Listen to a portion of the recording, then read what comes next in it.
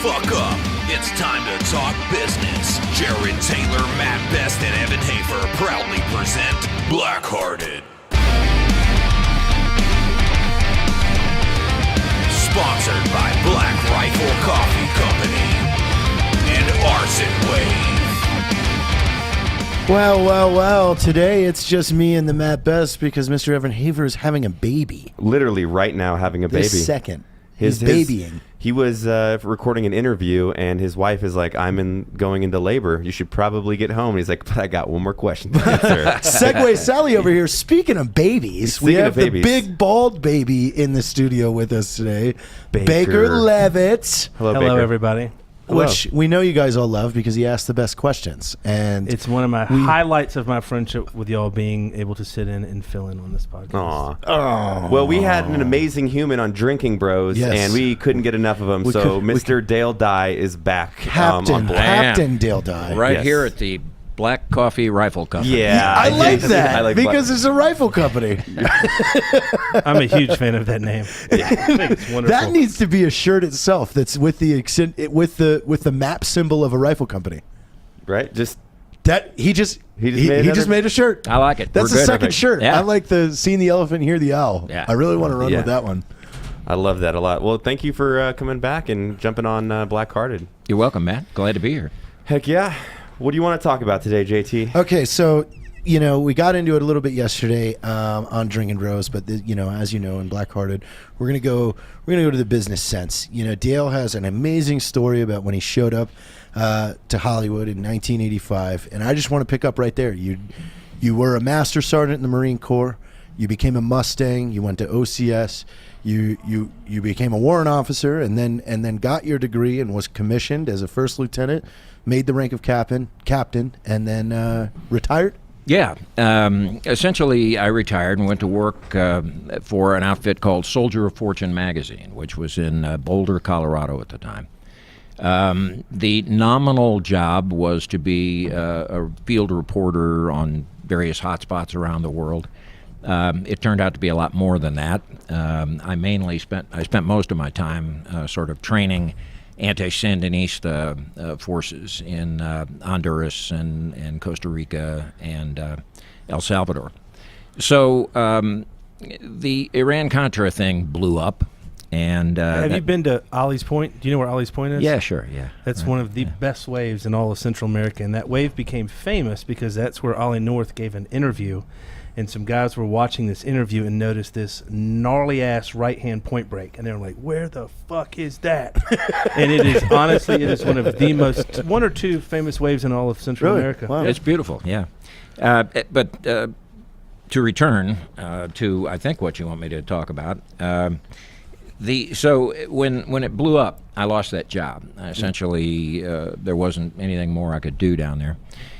So I grabbed the first TACA flight I could get out of Tegucigalpa, Honduras, and ended up in Houston, Texas. And at that point, I really had to do some soul searching. What can I bring to the table? What the hell is my deal?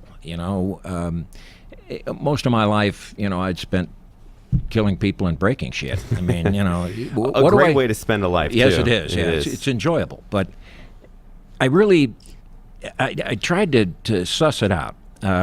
What can I bring to the table? I'd been shot too many times to want to be a cop. I'm on the main streets today, and I knew that if I became a cubicle rat or a defense contractor, I'd end up on a bar stool or kill myself within 6 months. I'm not built that way. I can't do that. Right. And so I did what good Marines do. I went down to the local 7-Eleven, and I bought a big yellow legal pad, because that's what we're taught to deal with in the service. And I bought a box of crayons. in total Marine fashion. Total Marine fashion. I got the primary colors, because I don't deal with shades and weird shit like that. And I bought... Will you be my father? Yeah. I don't have a dad. I could use one. Apparently. But then the important part of all of this was I bought a case of beer.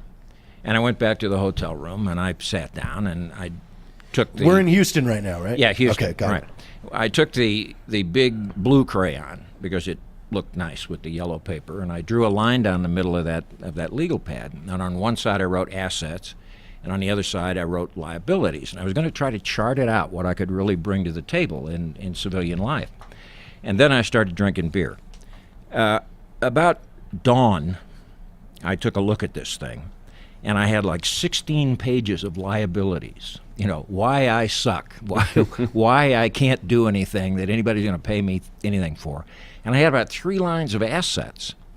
And the common denominator seemed to be that I'd always been a movie buff. And when I got to thinking about it, well, what can I do with that? And the more I thought about it, I said, you know what the deal is, that most military movies I've seen just piss me off.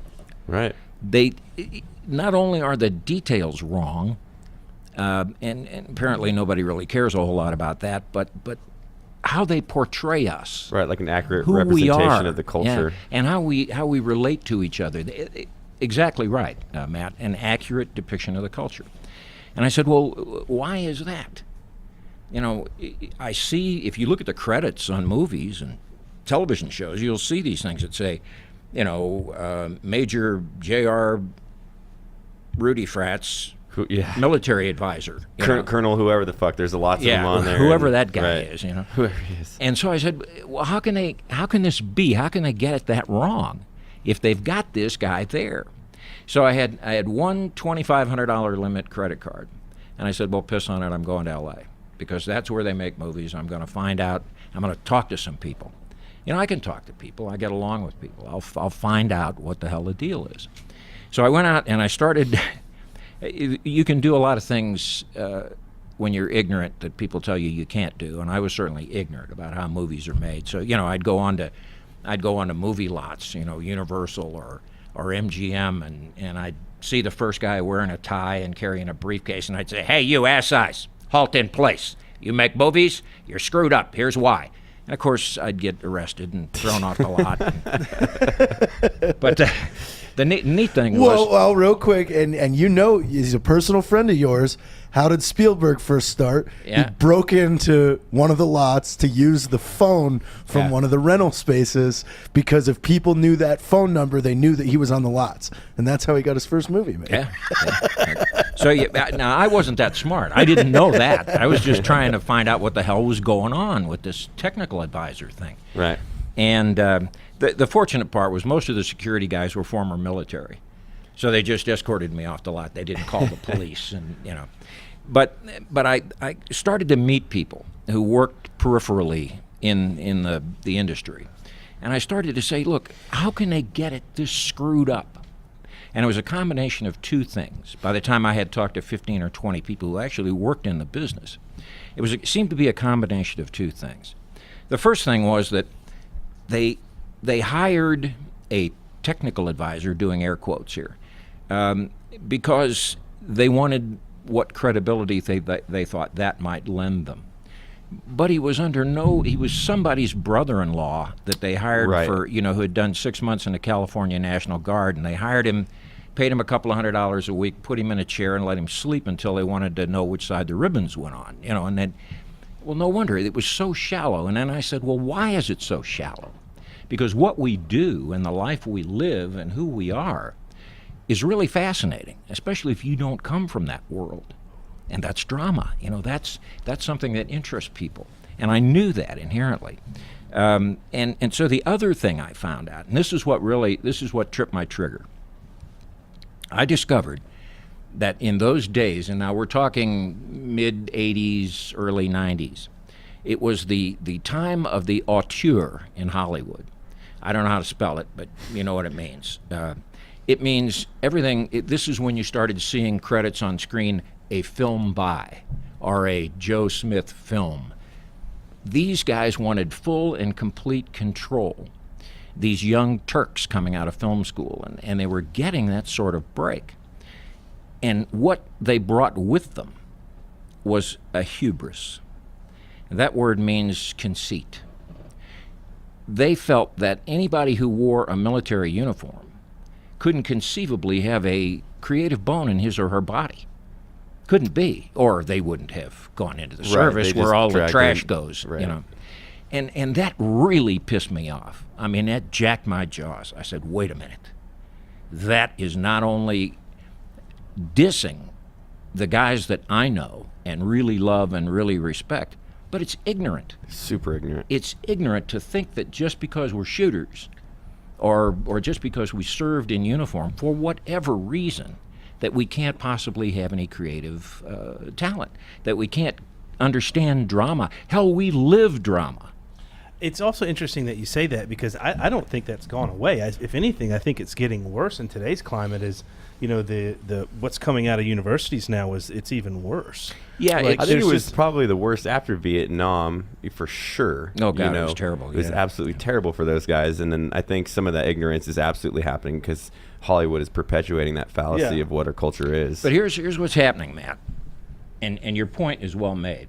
There is an element of it, and it's still out there, and I fight it every day. I know what this is.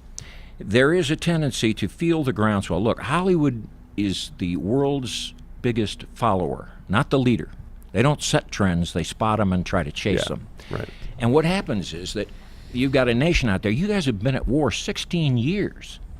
And so you've got a nation out there, as a knee-jerk against what happened to us in Vietnam, you've got a nation out there that's, thank you for your service. I mean, how many times have you heard it? Right. You hear it constantly. You see it on billboards and so on and so forth. Hollywood notices that. And so they'll make a wink and a nod at it. Say, yes, absolutely, we support the service. And then they make trash films about it. Right. And you guys all turn out to be psychopaths. Listen, you're getting it as bad as we did in Vietnam. We were the ticking time bombs. Another nice yawn, turd.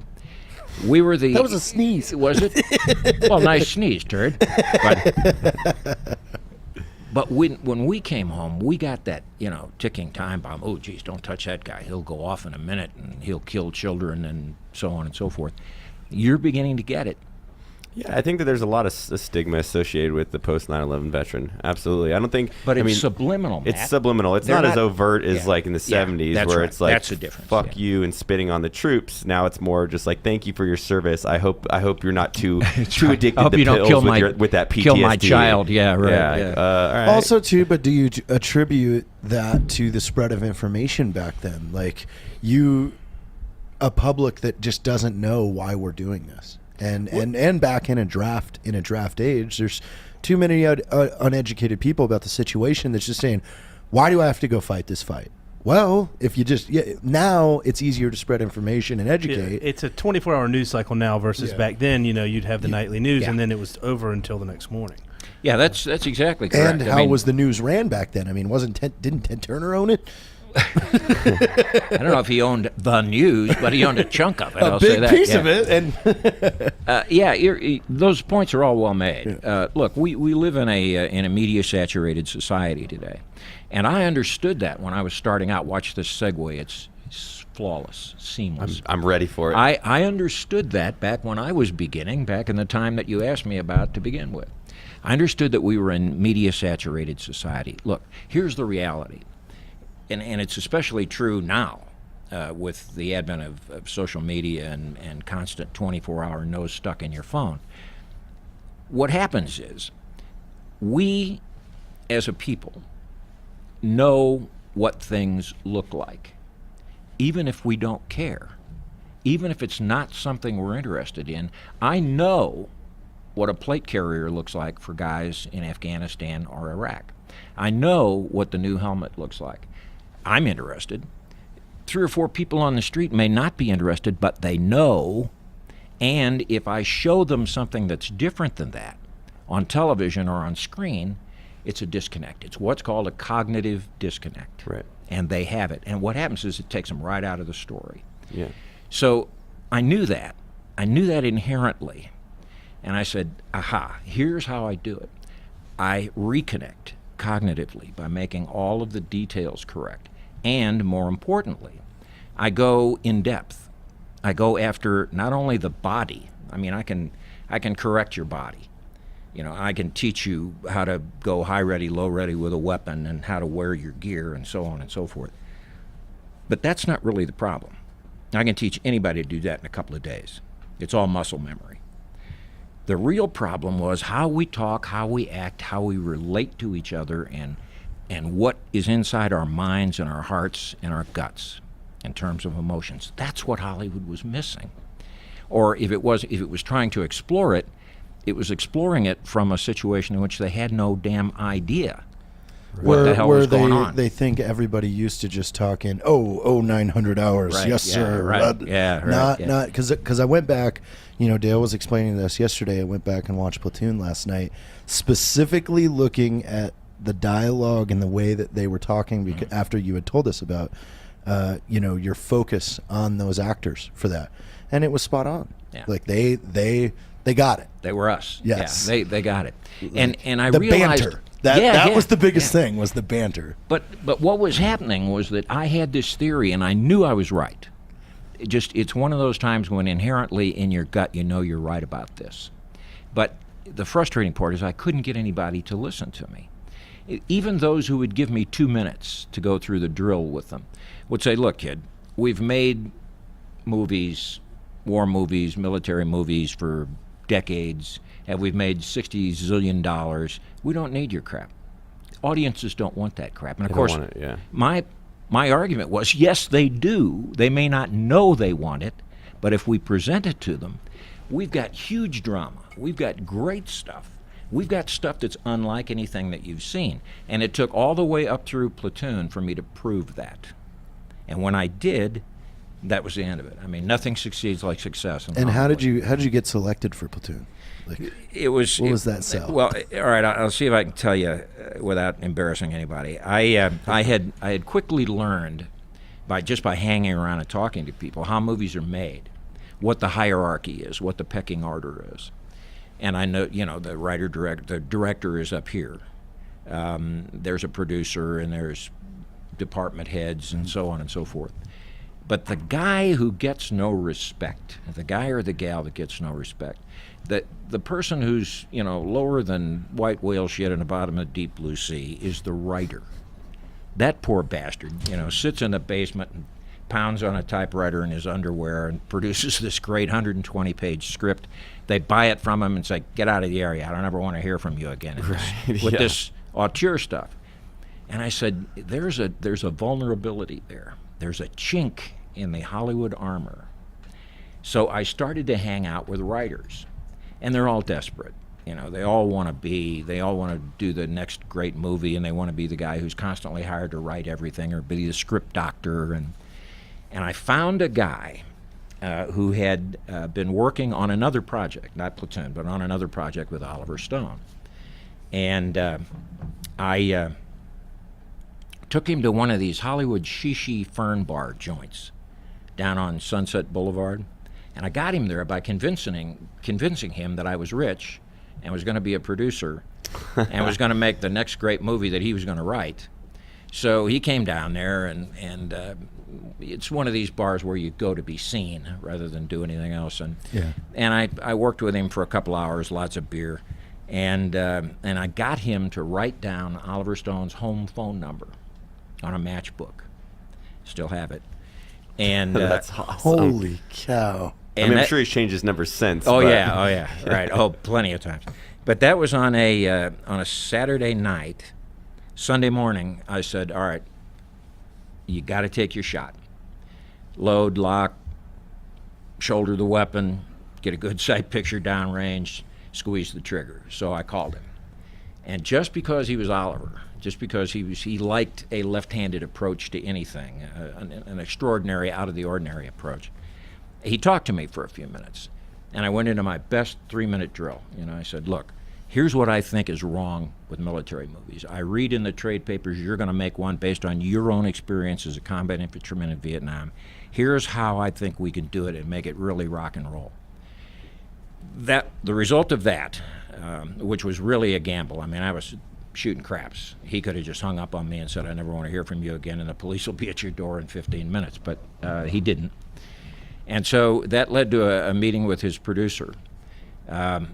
And I explained what I wanted to do, what I thought was necessary to do, full immersion. Take these guys into the jungles of the Philippines, up in the mountains, no civilians, no phones, no niceties whatsoever. They live out of their ruck. They dig their own hole. They only eat twice a day. If they don't piss me off, then they only eat once a day. And I'm going to train them to be us when we were 19 in the jungles. And I was allowed to do that, mainly because Oliver couldn't see any other way. We only had $5 million in this thing. And you know, he had given me guys like Forrest Whitaker and Tom Berenger and Willem Dafoe and Johnny Depp, and before those guys were names. And I used it as a test bed. I knew that I had the right ideas. I just was a little bit unclear how to make them happen. And I learned in that 3 weeks I had them up in the jungle how to do this, how to get at their hearts and how to get at their minds and how to get at their guts. And once I did that and saw it succeed, I said, okay, I know how to do this. There will be the Captain Die pattern, the Captain Stanislavski. You know, I'll teach you how to do this. And since then, I guess we've trained about 800 actors of various ilks. And the neat and rewarding thing is I always hear from them. They call me up and they say, you know, you changed my life. Really? Yeah. Do you think they kind of resonated with that experience and kind of opened up a different form of thinking a little bit? Sure it does, Matt. Look, here's the truth of the matter. A young actor in Hollywood grows up, comes out of film school, gets an agent, starts going to auditions, and his whole focus in life is on himself or herself. Right. It's all about me. They are the product that they are selling. It's me, me, me, me, me. Well, that's the antithesis Exactly. of how we think. It's not about me. It's about the unit, and it's about the mission. Mission first, then survival of the unit, and everything else is fine if it happens to happen. So it's the antithesis of the way they think.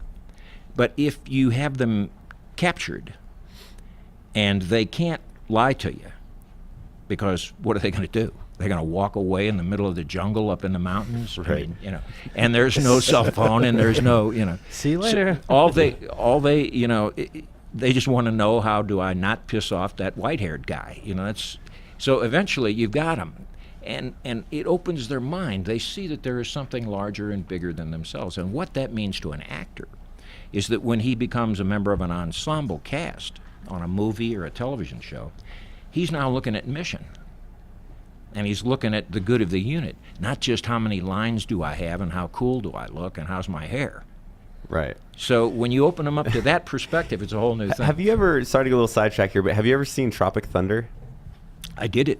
It's, have you? Yeah. You did it? Yeah. Oh, I'm sorry. No, my company did it. I did it. I thought that was absolutely brilliant, which makes was sense amazing. because Oh, I loved it. it was the greatest it's so ever. in line, and it's almost like what you're talking about. The pre-era of before Sure. you came around Yeah. kind of revolutionized what it was to be a tech advisor for the military. Stiller called me and said, "Look, I'm sorry that I didn't know that. Yeah. Holy crap! Yeah. I had to sent my executive officer over to do it in Hawaii. But Stiller called me down and he said, you know, you may recognize a few characters here. And I said, yeah, I do. And I'm glad Nolte's playing me. But at any rate, but I loved it. You know, I have a great sense of humor about this. And that's one of the things I really like about working with you guys and in the day or two that I've been here, is you know what's serious, but you know how not to. You know how not to be a pain in the ass about it.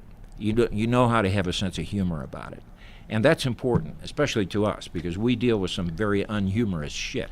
And of all the guys that you've trained, Yeah. you personally have been involved with their training. Yeah. Who are some of the toughest, hardest guys that you've dealt with? That, like, surprising, this guy had no problem in the jungle for 3 weeks, et cetera, et cetera. So I guess you're asking who were the ones who took to it best. Yes, sir. Okay. Tom Berenger was excellent. Tom Cruise was excellent. Tommy Lee Jones, although if the world ever needs a model for a curmudgeon, there you go with Tommy Lee Jones. But he's pretty good. I was the Johnny Depp thing. I mean, he was the interpreter. Like, that's a hard thing to learn because he was speaking Vietnamese. Yeah, I had to teach him. Oh, yeah, God. Right, yeah. So there have been a number of good ones. There have been more good ones than there have been bad ones.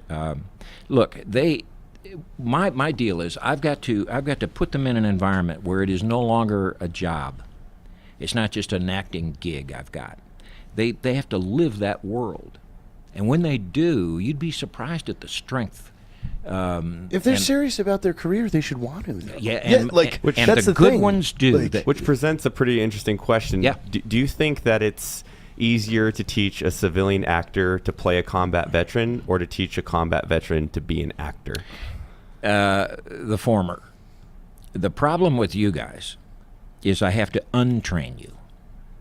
You've got so much muscle memory that I'll put you in a World War II movie, hand you an M1, and you go immediately to high ready carry. You know, well, we didn't do that crap in the 1940s. We didn't know anything about that. Hell, we carried them like squirrel hunters. Right. You know, so it's easier to teach an actor because he's a blank slate. The only problem, or the method there, is I'm a big PT believer. I will PT their ass off. And the reason I'm doing it is a couple of reasons. The running part and the chanting, the singing cadence, really, they hear the power of the unit. They hear the foot strikes, all in step. I try to get them in through a tunnel or something so they can hear it. Is you then feel the power. You can literally feel the power of that in your chest. You've all done it in airborne school and other things. You feel that power, the power of the group, the power of the unit, not just of the individual. And so I do a lot of that. I do team building exercises, atomic sit-ups and caterpillar push-ups and things like that so that they see how to combine the strength of one with the strength of many and get these kind of things done. And most importantly, it wears their ass out to the point where they can't resist me. All they want is, okay, fine. What do I have to do to get you off my ass? You know, and that works. It works just fine. And guess what? It worked with you. It worked with you. It worked with all of us. And that's the magic. The magic of what made us young soldiers, young Marines, young sailors, young airmen, in that 8, 10, 12-week experience, whatever it was, works with the actors. The problem is I've got to compress it. I don't have 8 or 10 weeks. I sometimes have 5 days. So I have to wear your ass out. I've got to get it done. And I got to go right for the targets, which is your heart, your mind, and your guts. So I've got one rolling back to Platoon. After the movie came out, was there a point with Oliver that was like, you know, you cold called him trying to get involved, and then bam, this masterpiece is made. When was it? Did he finally look at you and go, "Oh, you did it"? Oliver, it happened at the Academy Awards. Oh, really? Yeah. And I really didn't expect it. I was embarrassed by it.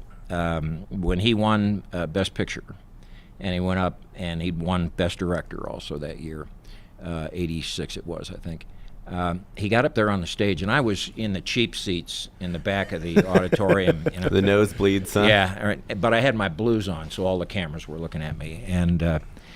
And he got up there and said, I want to especially thank Captain Dale Dye for the work he did with the actors. We could not have won this without him. That's all. I mean, that's your Academy Award right there. I walked away with it, you know. And, Good thing he picked up that phone call Sunday morning. Yeah. But the interesting thing is, I kind of became Oliver's touchstone for a long time. I think I've done 5 movies with him now. Yeah, did the phone start ringing after that day? Oh yeah, oh god, yeah. What was it was the boom, immediate boom, next boom, picture boom, that you boom. got after those I think it Oscars? was Casualties of War, Sean Penn and Michael Fox and so on and so forth. But we started. I had to expand my company and bring my executive officer in. He's been with me for 40 years. He and I were young sergeants together in Vietnam, so he knows the Dye method. I brought him in, but then I had to start recruiting and training young NCOs to work with me because we were just getting so much work. I mean, I was doing like 3 movies a year. Which, didn't you actually structure your company kind of like a military unit? I did, yeah. Structured, and that was, the IRS was It very... cost you a visit from the IRS. They were very interested in that, yeah. I organized my company like a rifle company, and frankly, I just did it to be contrary. I just did it to piss some people off. And so when we started filing corporate tax returns, my company is called Warriors Incorporated. It's a federal Type C corporation. And When I started filing those returns, I told the lawyers, I said, look, where it says CEO, put in commanding officer. Where it says CFO, put in adjutant. And then list the guys as platoon sergeants and so on and so forth. And they did. So I thought it was funny, and I had a Xerox copy of it, and I showed it to people. I was real proud of it.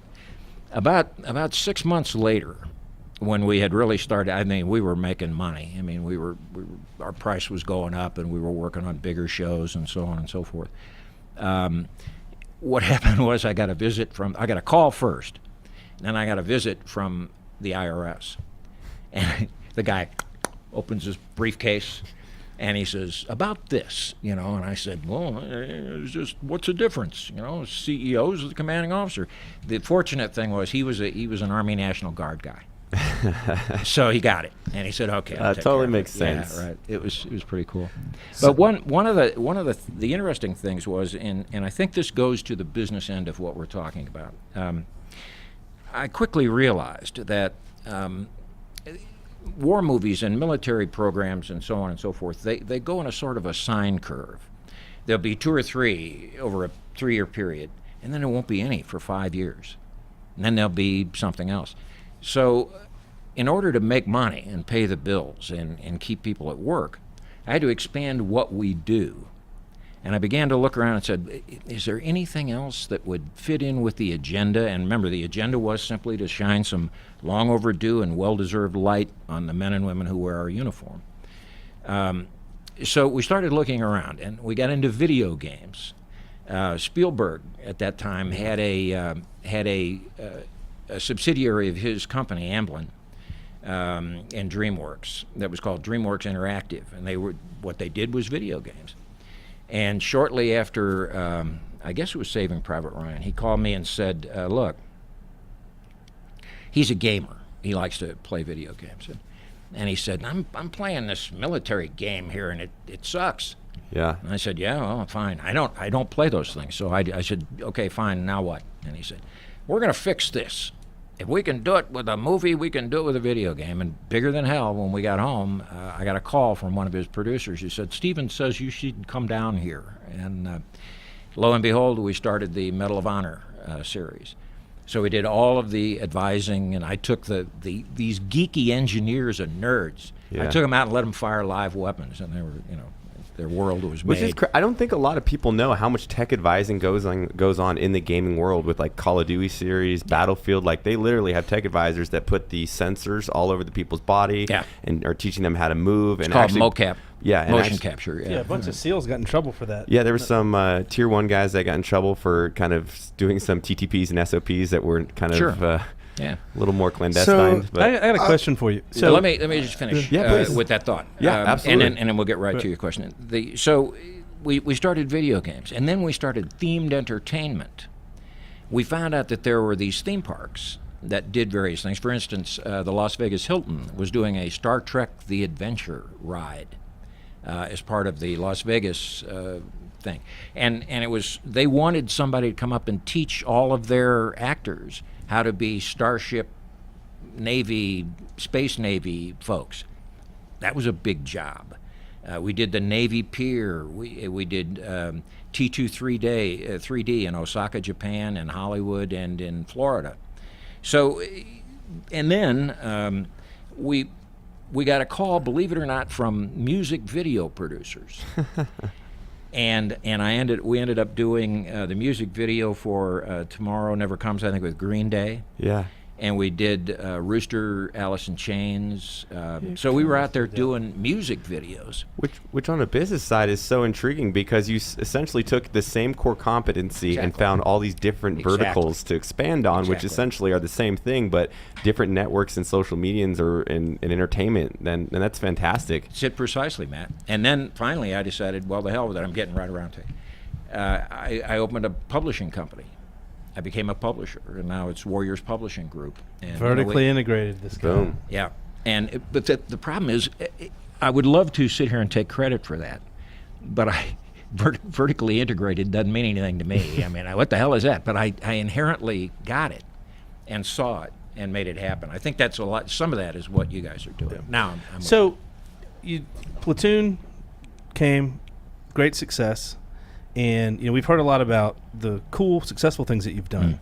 And surely there have been some piles of dog poop you've stepped in along the way. And a lot of the people, I think, for me personally, I talk about it all the time, is a lot of people try to emulate others' success or success of companies. And I think for me personally, I try to find where people have made mistakes and make sure not to make those same mistakes. So like, looking back now on your career, which sounds like it's been fucking awesome, excuse my French, but what are some of the errors you made now, looking back? It's easy to get too full of yourself, especially when you succeed very well. You can let your ego get in the way. I have these high cheekbones every day, Dale, when I look in the mirror. You know what I'm saying? I can't turn them off. I get it, man. The icy blue gaze. Yeah, I get it. So you can get full of yourself, and I did that for a while, and I really had to back off from that.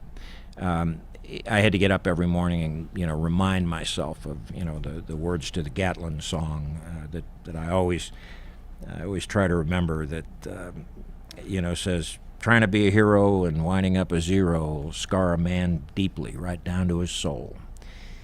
And what's the rest of? Oh yeah, living in the spotlight will kill a man outright because everything that glitters isn't gold. And I try to remember those things. So one of my big mistakes was getting too full of myself.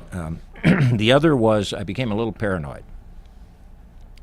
After the success, and it really goes to exactly what you were talking about, people started to try to imitate me. And they started, first force and all kinds of things going on. And it was usually some guy, who'd either done 4 or 5 years or he'd retired after a career. And he wanted to do what I was doing. And I got very paranoid about it. I can't talk to that guy, and that just was making my life miserable. I mean, there's room out there for anybody. And what the hell, you can't monopolize something like this, and why would I? As long as his agenda is the same as mine, as long as it's good for us as a military community, as a community of veterans, fine, go for it. Good luck to you. So that was another thing.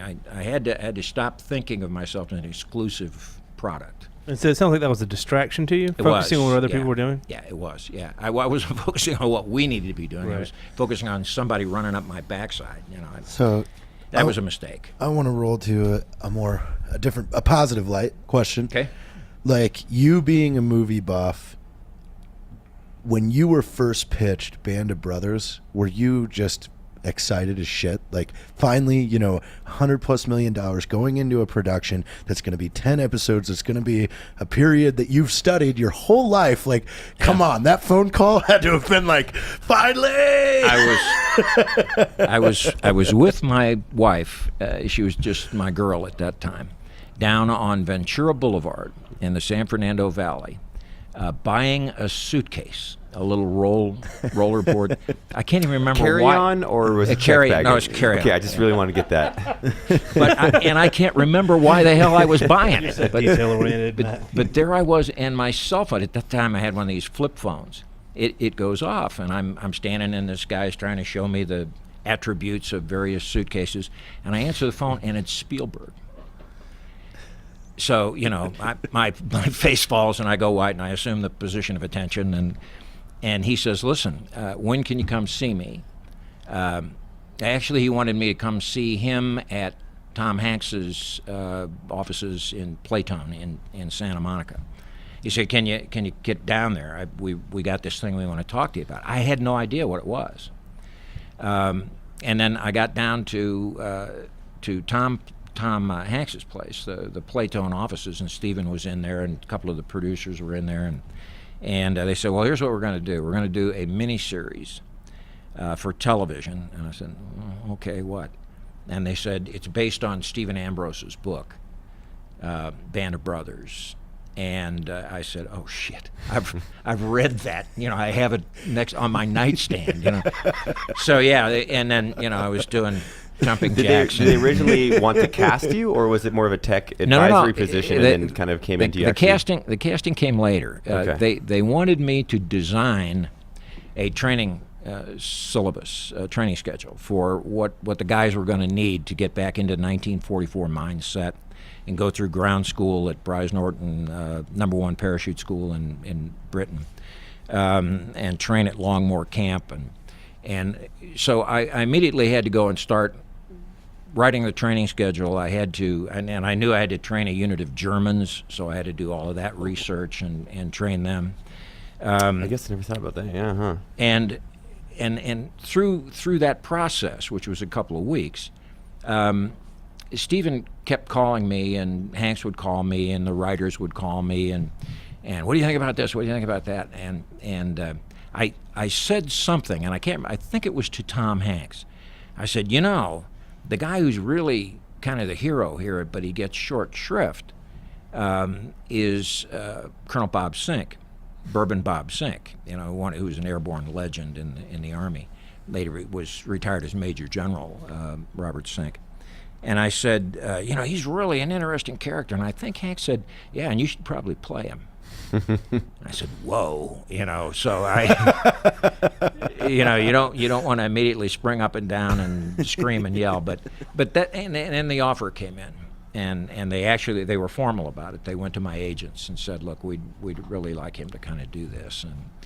And so I got into research. Then General Sink was dead at that point, but his family was still available. And I got to know his daughter, Robin McClellan Sink, and they sent me copies of General Sink's speeches.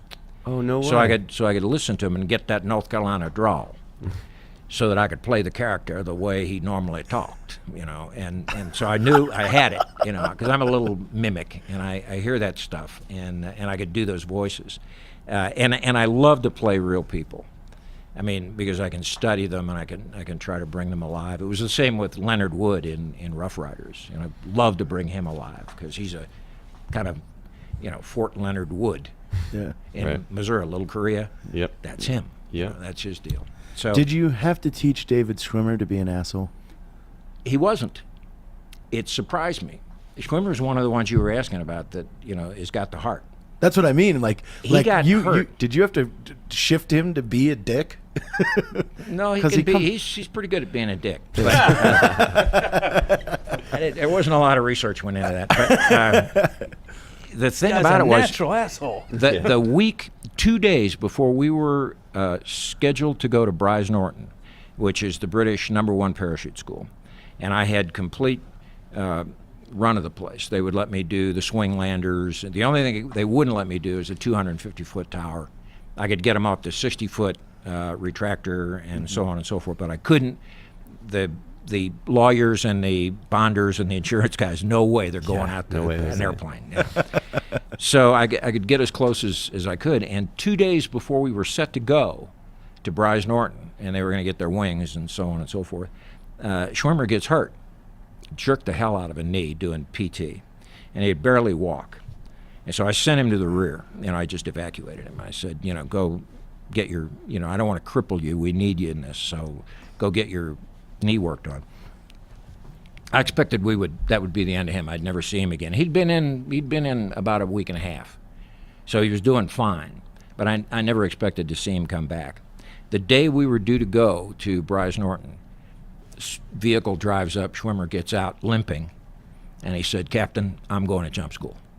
I said, "All right, asshole, get in the bus, Keep your feet and knees together. The rest will sort itself out. It'll all work fine. It'll all work fine."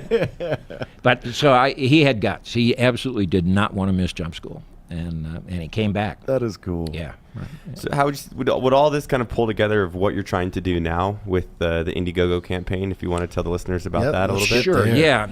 It really does. I have learned filmmaking from absolutely the best, and if we want to name drop it, Spielberg, Hanks, and there's so many of them. Those are pretty good. We could just stop there. Yeah, that's good. And I mean, I learned, and they were kind enough to teach me how film is made. And over the years, I've learned what drama is. I've written scripts, and I know what it's like. So at one point, I decided, about 4 years ago, you know what, it's my turn. It's time for me. I know how to make really rock and roll war pictures. I know how to train the actors. I know how to stage this. I know how to shoot this. Well, I worked on it for about 4 years, and it just no luck. I was trying to do it in the standard studio fashion, but the sticking point was I want to direct it. No, you've only directed second unit and so on and so forth, so no, we're not going to trust you with $25 million. So I got upset with it. I mean, it just seemed like they didn't understand that I can do this. So I kind of said, well, look, I need reinforcements here. And reinforcements should come from the veteran community. This is going to be their story done by them for them. I need reinforcements. So I got up with Tom Costa, who's a former 82nd guy, West Point graduate, as one of the producers. Drug a couple of Marines in it with me, and I said, look, what do we do? I want to put as many people that are real veterans in front of the camera and behind the camera as I can. My director of photography was a second lieutenant platoon leader with the 4th Infantry Division in Vietnam, and he's a DP. He really knows what he's doing. So I want to do that sort of thing. And I said, well, how do we do this? And finally, I can't remember who came up with the precise idea, but they said, look, let's crowdfund it. We're not going to get $20 to $25 million crowdfunding. Nobody gets that. But we can get earnest money. We can get enough money so that the nation and the industry perceives we're real. We mean to do this. It's a proof of concept. Yeah. Yep, earnest money, proof of concept. And so that's what we're involved in with the Indiegogo campaign. And what's the name of the project that you're No Better Place to Die. Okay. It's a great D-Day World War II story. It's going to do for the airborne facets of D-Day, June 6, 1944, what we did with Saving Private Ryan for the surface assault on Omaha Beach. Your next stop needs to be Fort Bragg. You need to pitch this to Panther Brigade, because those guys, why wouldn't they want to be involved in Well, something like they this? do, but and I may. Look, I want to get as many guys as I can, but look, I may have to shoot overseas. I don't know how many of those guys I can get to take 30 days leave and go with me. Oh, I just mean in the essence of telling them about the campaign. Yeah, Because yeah. If I was in the Panthers, I'd want to see a movie made about my predecessors. Well, we're trying to do it, but it's a little difficult because it appears to be a pitch for money that's being made to the active duty community, and the lawyers and the JAG officers just absolutely shit themselves. I mean, you can't solicit for a commercial enterprise and so on and so it's difficult to do that, Matt. I mean, JT, it's just hard to do. I mean, the name of it alone makes me want to get my checkbook out. I mean, I'm being completely serious. Can I lend I you? just mean, Yeah. I'm donating to it. Can I lend you a pen? awesome. You know what Sure. it is? If you walk into those brigades down there, like the big hallways are nothing but history Sure. of what they've done. You it's bet. like Yeah. it's so backwards, like with the JAG. Yeah. They would love to have a movie about a story they probably all know about. Sure, but yeah. no, we can't tell anybody a about that. professionally made, A real film. movie, Yeah. with Yeah, right. with insane names attached to it. Like this is your chance. Yeah. Yeah, and I think, frankly, that feeling and that kind of support through the stuff we're doing here, through the other podcast. I think I'm scheduled to do something like 12 more podcasts, and CBS wants to talk to me about the effort and so on and so forth. So I think it's gonna sort of filter into the active duty community. I mean, the email is just full of active duty E5s and specialists and staff sergeants who And say, this is- "How do I get in this get in thing?" this And this is Right. one thing I kind of get onto you guys sometimes, is that vets constantly think that they need to go to the veteran community, when in fact, I can speak for the civilian community. The civilian community would trip ass over tea kettle to help, because I it's hope one of those so. things, like the things that you guys take for advantage, like boot camp. You guys you never talk about it, but I always ask questions like, hey, because there's guys that never went to boot camp that would do anything in the world just to know. Like, and they just, like, civilians need vets the same way vets need civilians. Yeah. It's a symbiotic relationship. It is indeed. I think reach out to Joe Rogan, get him on Joe Rogan's podcast. I mean, his reach is huge, within the civilian and the veteran community. And I think that if you look at a lot of the films that are made, telling the story about Panther Brigade and stuff like that, I mean, that's something that I think the civilian world would jump behind. Well, easily. we're seeing a lot of it. You'd be surprised. I didn't realize my name and image held the cachet it does, but we're seeing people that have no relationship whatsoever to the military jumping in and saying, here's my $20 or here's my $50 or whatever. Yeah, 15 of those emails were me trying to get casted in the movie, just so you know. Okay. But Dale, this is I'm serious. Like civilians, guys like me, like I find they want to attach themselves and connect with veterans because I find myself being a better version of who I am by being friends with these guys. Yeah. So like I was hunting in Alaska 2 weeks ago, bear hunting on the side of a mountain, tired as shit, exhausted from hiking up this mountain, which was like that, snowing, raining, sleeting, and I'm cold and shaking, and I was like, man, who can I complain to? Yeah. I can't call Matt because I know for a fact that he's in a heated, nice couch. Well, he's a washed up. Suck it up. No, but I was like, so I know that if I call him and tell him, he's going to be like, oh yeah, Ranger School, or my partner Todd, who was a SEAL, or Evan or JT or Logan or any of these guys. It's like, so this is actually nothing. I'm paying to be here. So I'm just going to keep this shit to myself. And not probably a good idea. And not tell anybody. Yeah. No, because then like I felt that one of the steps in the tree broke, and this happened. Which look at you! Oh, he's whipping out a little gash. It was way worse when it happened, and I was like, well, Did you get stitches? I'll keep that one to myself too because I'm sure. Did you get stitches? No, doesn't matter then. Yeah, we killed a moose and got some sinew and boom, like the done. Perfect. Yeah. But no, I guess the point of that long rant is. Civilians want to help and attach and learn from vets. And I think that vets want to attach and learn from civilians. And I think there needs to be a way to link the two together in a better way. There is, and we'll find a way to marry that up. We're finding our feet right now. Mm-hmm. But I'm appealing to every audience I can find.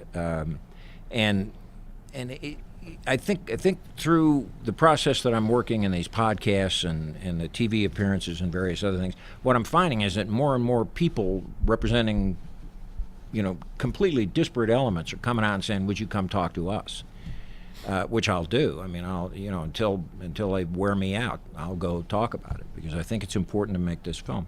Yep. I want this film to be a showcase for the talent that is in the American veteran community. I want this to be their shot. They get to show what they've got. That's amazing.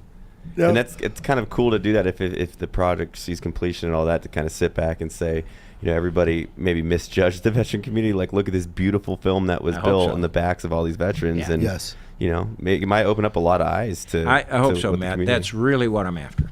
I want to make a great film that'll entertain the shit out of you and fill theaters. I am super excited for that opening sequence that you're talking about. Yeah, just because I served with the 82nd Airborne for a good portion of my life, so I'm stoked for it.